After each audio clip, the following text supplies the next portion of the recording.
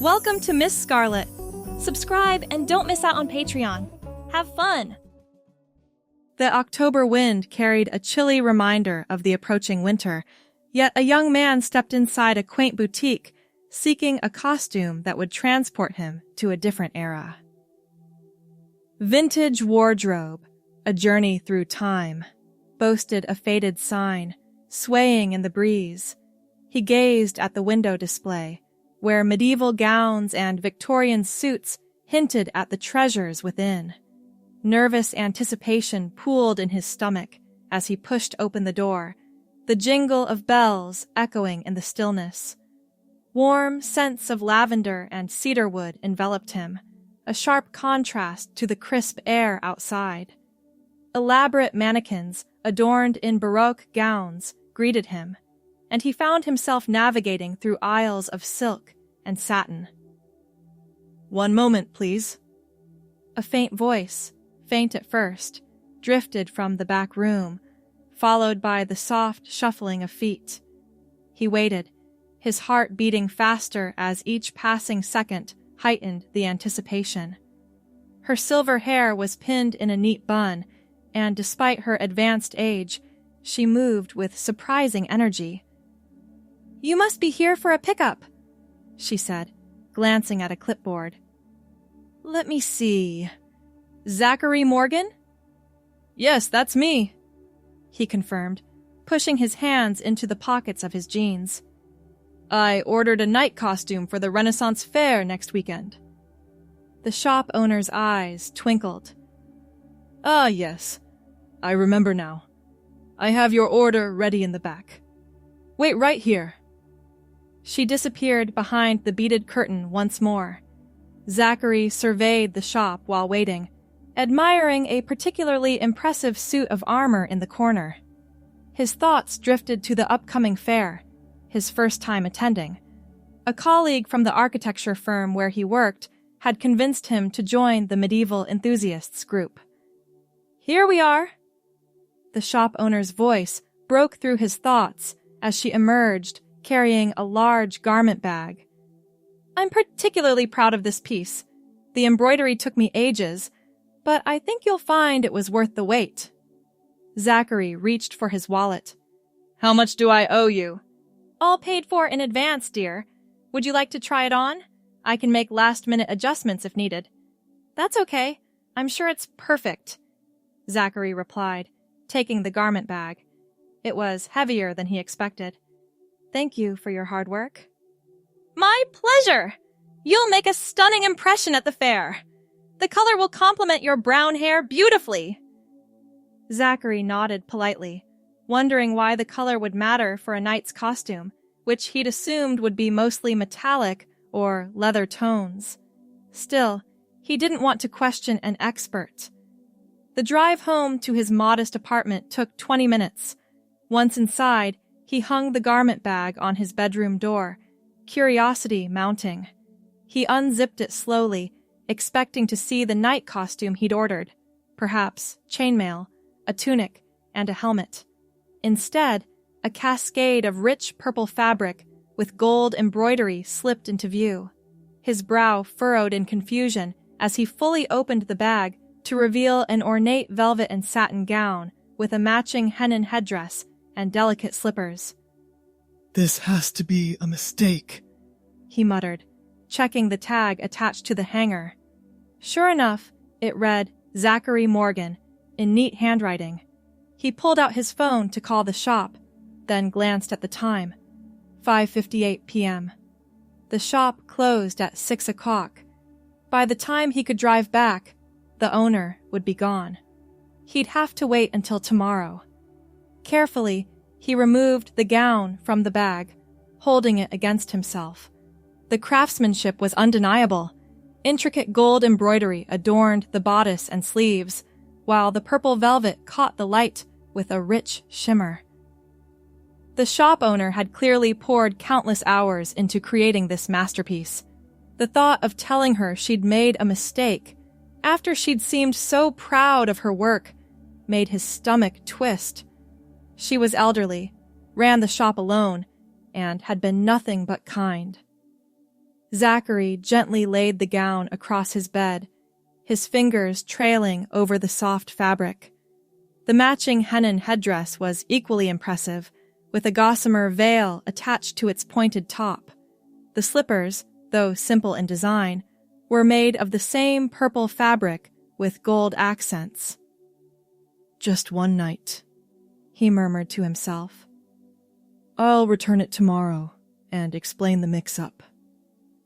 But as he stared at the gown, a peculiar thought crept into his mind. What would it feel like to wear something so elaborate, so different from his everyday attire of button-downs and slacks? He glanced at his closed bedroom door, even though he lived alone. The apartment was silent, except for the distant hum of traffic outside. No one would know if he just tried it on, just to see. With careful hands, he lifted the gown and stepped into the bathroom. He placed it on the counter and stared at his reflection. His brown hair was cut short in a professional style, his face clean-shaven. Nothing remarkable, just an ordinary 28-year-old man who designed buildings for a living and spent weekends watching documentaries or hiking. "This is ridiculous," he told his reflection, but his hands were already reaching for the gown. The fabric felt cool and heavy as he slipped it over his head. It took some maneuvering to get his arms through the tight sleeves and adjust the bodice. The gown had been designed for someone of his height, though it was loose in some areas and tight in others. When he finally looked up, the person in the mirror was someone he barely recognized. The rich purple brought warmth to his complexion, and the gold accents caught the light whenever he moved. The gown's cut created the illusion of a waistline he didn't possess. Zachary turned slowly, watching how the fabric moved with him. A strange feeling bloomed in his chest. Not embarrassment, as he'd expected, but something else. Something like recognition. He returned to the bedroom and carefully placed the hennin on his head, adjusting it until it sat securely. The veil fell softly around his face, softening his features. He slipped his feet into the slippers, surprised they fit reasonably well. Standing before the full-length mirror on his closet door, Zachary hardly recognized himself. The transformation was remarkable. Not that he looked like a woman. He didn't, not really, but he looked like someone else entirely. Someone from another time, another life. "Lady Natalia," he whispered, the name coming to him unbidden. He wasn't sure why that particular name, but it felt right somehow. He spent nearly an hour moving around his apartment in the gown, watching how the fabric swished around his ankles, feeling the weight of the hennin on his head. There was something liberating about it, the way the outfit demanded a different posture, a different way of moving through space. Eventually, reality reasserted itself. He carefully removed the costume, hanging it back in the garment bag. Tomorrow, he would return it and get his night costume. This would be nothing more than an amusing anecdote he'd keep to himself.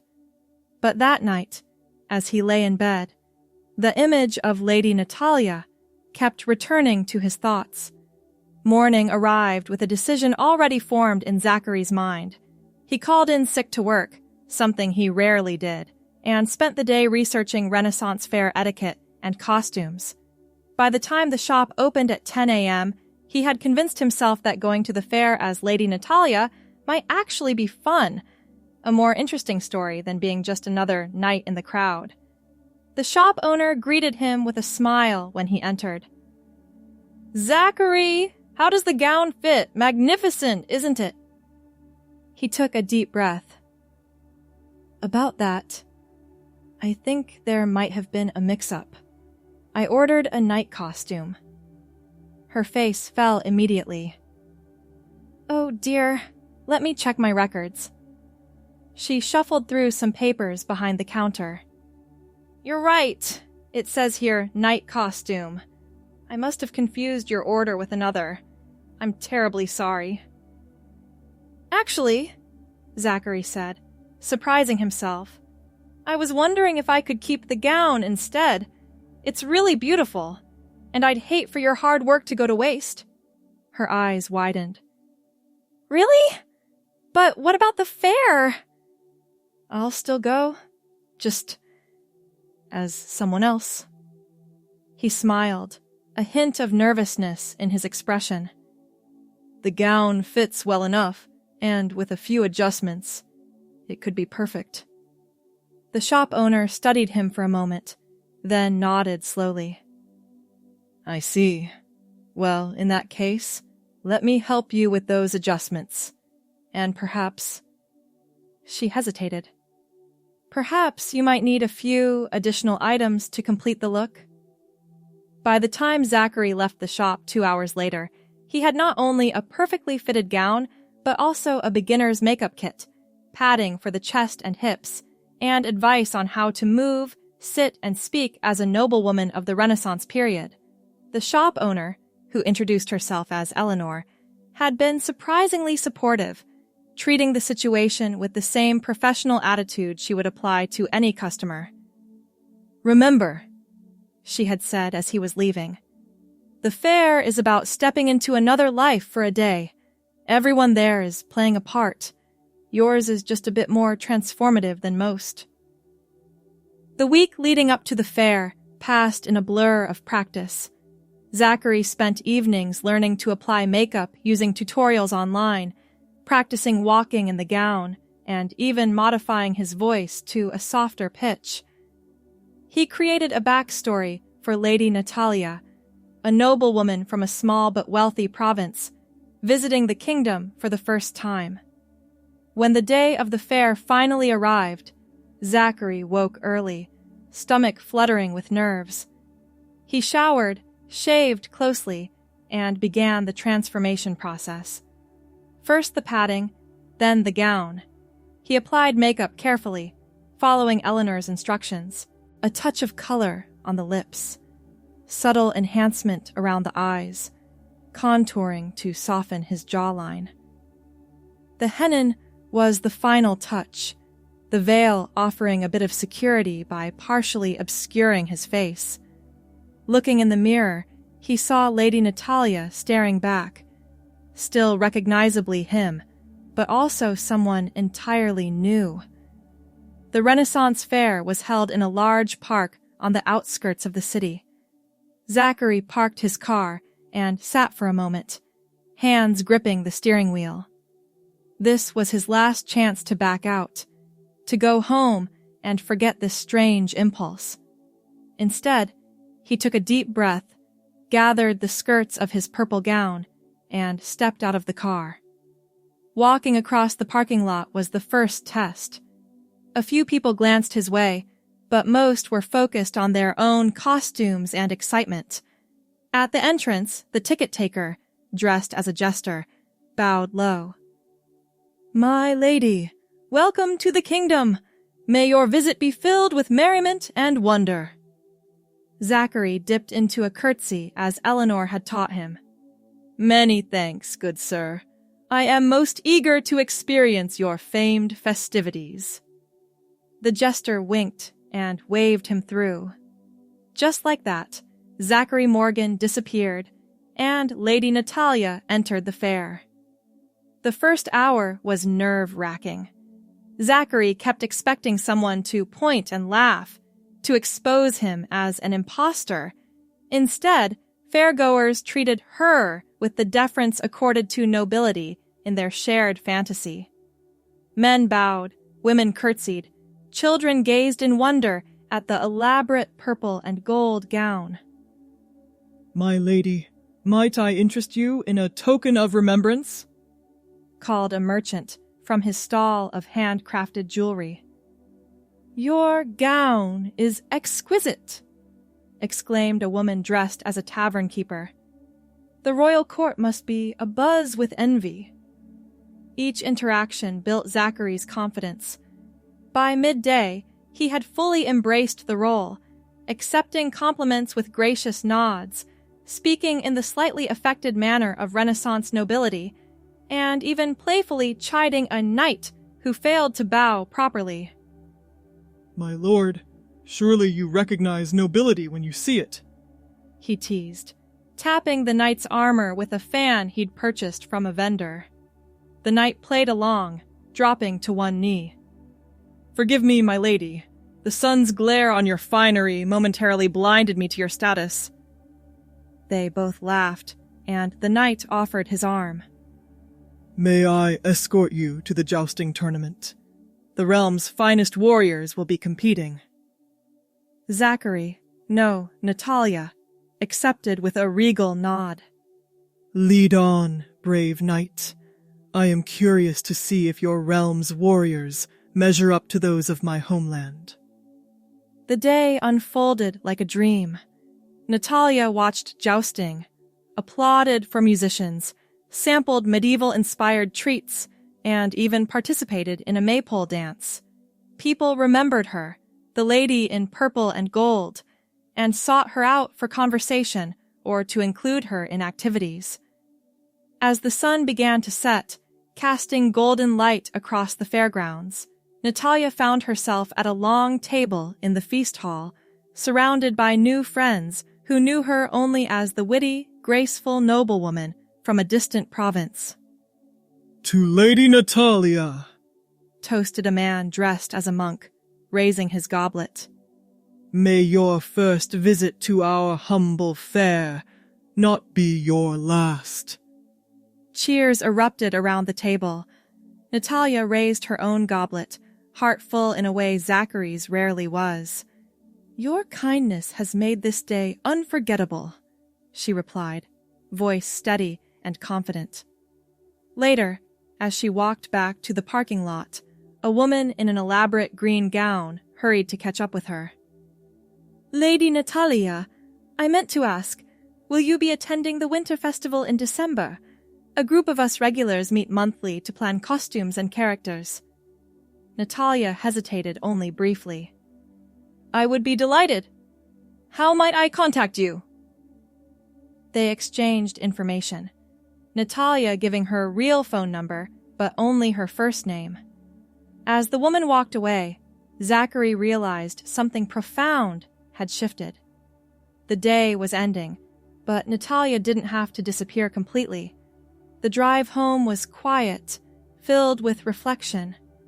Inside his apartment, Zachary carefully removed the hennin and gown, wiped away the makeup, and returned to his usual appearance. But something had changed.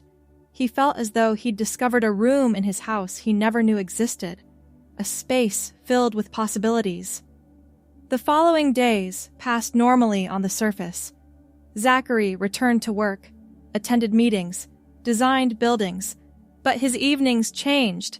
Instead of documentaries, he researched. Instead of mindless scrolling, he shopped, carefully at first, just a simple navy blue pencil skirt, a cream-colored silk blouse, minimal makeup essentials. When the items arrived, he tried them on with trembling hands. The pencil skirt hugged his hips in a way that felt both strange and right. The silk blouse draped elegantly across his chest. He applied a touch of makeup, just enough to soften his features.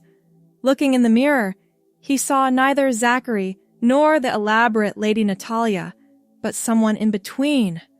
Someone new yet familiar.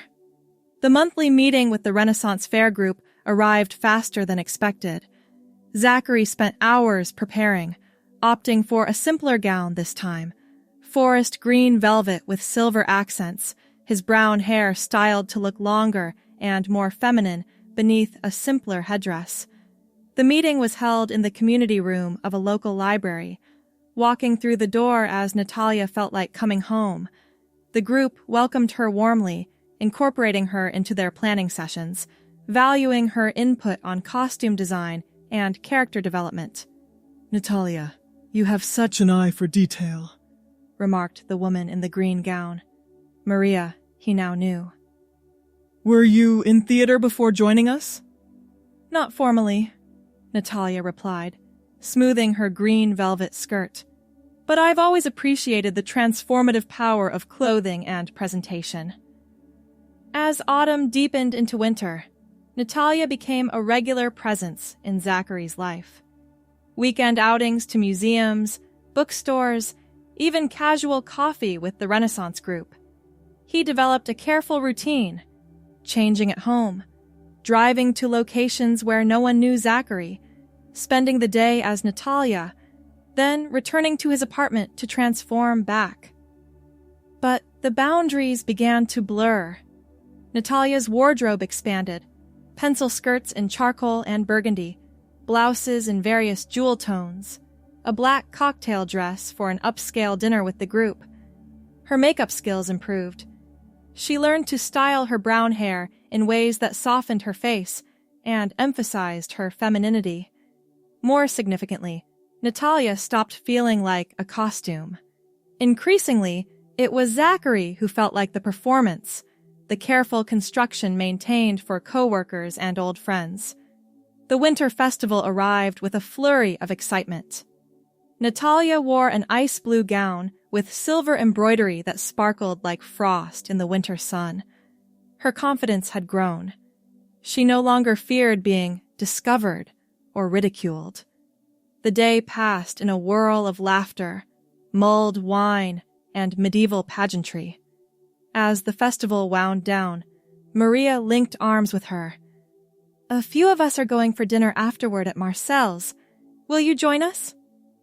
Marcel's was an upscale restaurant in the heart of downtown, not far from Zachary's office. The risk of running into someone who knew him made Natalia hesitate. "I'd love to," she heard herself say. Dinner was lovely, conversation flowing as easily as the wine. The group was relaxed in modern clothing, but still carried the camaraderie formed in their Renaissance personas. Natalia, wearing the black cocktail dress, felt elegant and at ease, until a voice from behind her chair said, "Zachary? Zachary Morgan?" Her blood turned to ice. Slowly, she turned to face Thomas Walsh, a client from the architecture firm, standing beside their table with a puzzled expression. The table fell silent. Natalia felt every eye on her, saw the confusion dawning on her friends' faces. "I'm sorry," she said, her voice higher and softer than Zachary's ever was. "You must have mistaken me for someone else. I'm Natalia." Thomas frowned, studying her face. "My mistake. You look remarkably like someone I work with. Enjoy your evening." He walked away, but the damage was done. Maria looked at her with new understanding in her eyes. "Natalia," she began gently. "I should go." Natalia gathered her purse, placed money on the table for her portion, and stood. Maria caught her wrist. "Wait, please." Outside, in the cold night air, Natalia's composure finally broke. Tears welled in her eyes as Maria followed her onto the sidewalk. "I've been lying to all of you," Natalia confessed. "My name is Zachary, or it was. I don't know anymore." Maria's expression remained kind. "Why don't we get coffee somewhere quiet and talk? No judgment, I promise." In a small, nearly empty cafe 2 blocks away, Natalia told her story, from the mistaken costume to the Renaissance fair, to the gradual expansion of Natalia's life beyond those boundaries. "The thing is," she concluded, staring into her cooling coffee, "Natalia doesn't feel like a costume or a character anymore. She feels like me, the real me. But I've built my entire life as Zachary. I don't know how to reconcile the two." Maria listened without interruption, her face thoughtful. When Natalia finished, she reached across the table and squeezed her hand. "Thank you for trusting me with this. For what it's worth, I think most of us in the group come to the Renaissance Fair for similar reasons. To express parts of ourselves that don't fit neatly into everyday life. Your journey is just more profound than most. What do I do now? Natalia asked, voice small. What do you want to do? The question hung in the air between them. Natalia had been so focused on maintaining the separation between her two lives that she hadn't allowed herself to consider what integration might look like. I want to be Natalia, she said finally, the truth of it settling into her bones. Not just on weekends or at events, but I don't know how to make that happen. Maria nodded. That's a big decision, and there will be challenges, but you don't have to face them alone. In the weeks that followed, Natalia began the careful process of integration.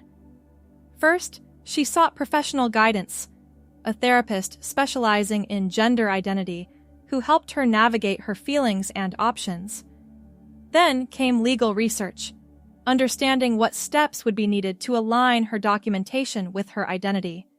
She confided in a few trusted colleagues at the architecture firm, starting with her direct supervisor. The conversation was terrifying, but ultimately supportive. Your work is exceptional, and that's what matters to the firm, her supervisor said. We'll follow your lead on how you want to handle the transition with clients and the wider team. At home, Natalia gradually transformed her space to reflect her true self. The brown button-downs and slacks migrated to donation bags, her closet filled with clothing that felt authentic. Not Renaissance costumes, but professional attire in the jewel tones she favored, casual wear that allowed her to express her femininity in everyday settings. Her brown hair, once kept short for convenience, she allowed to grow. The process was slow, but with each passing month, her external appearance aligned more closely with her internal sense of self. The Renaissance Fair group became her strongest support system.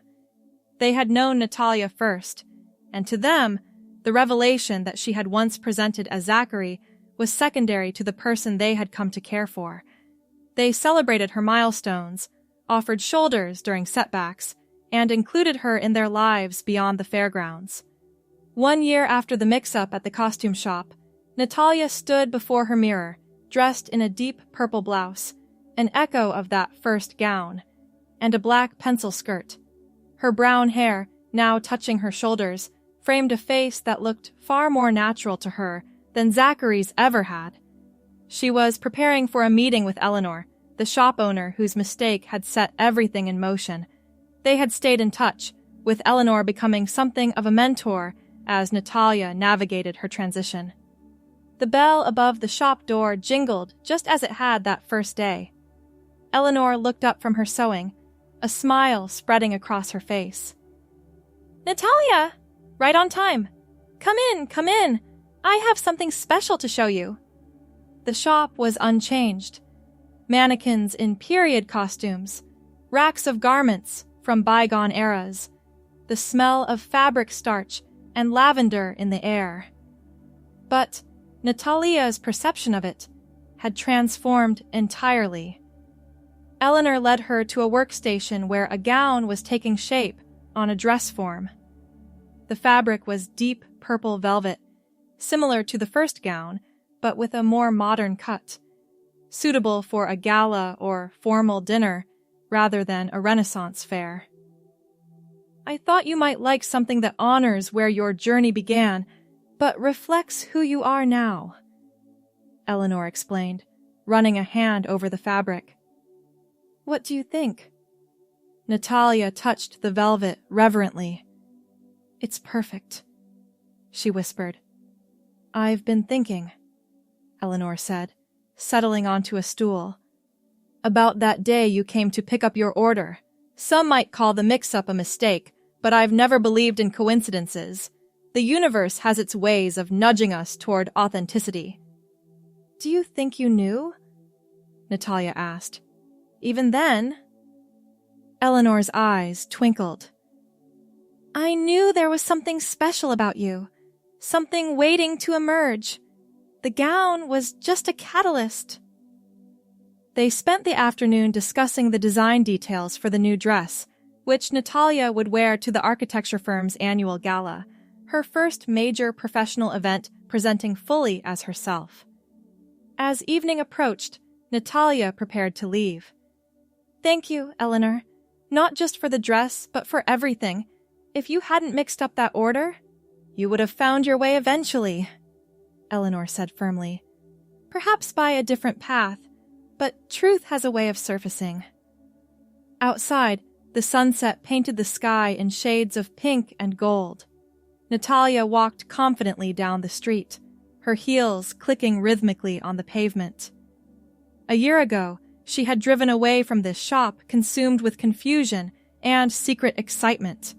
Today, she walked away with purpose and peace. Her phone chimed with a message from Maria. Dinner still on for 7? The group can't wait to hear about the dress.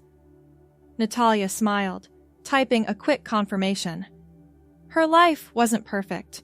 There were still awkward moments, occasional misunderstandings, and the ongoing process of legal transition. But for the first time, it felt whole. The compartments she had created, Zachary for work and family, Natalia for weekends and fairgrounds, had dissolved, leaving space for a single, integrated self. As she reached her car, a young woman passed by, doing a double take at Natalia's purple blouse. That color is absolutely stunning on you, the woman commented. Thank you, Natalia replied, her voice warm and natural. Purple has always been my color. She slid into the driver's seat, adjusting her skirt comfortably around her legs. In the rearview mirror, her reflection smiled back, brown hair falling softly around her face, eyes bright with contentment. The journey ahead still held challenges, but Natalia faced them with the confidence of someone who had finally found her true reflection. The gown that had once seemed like a mistaken delivery had actually been the first accurate reflection of who she was meant to be. And now, every mirror showed her the same truth. Not a costume or a character, but simply Natalia, exactly as she was always meant to be. Thanks for watching, my girlies! Be sure to check out Patreon for more!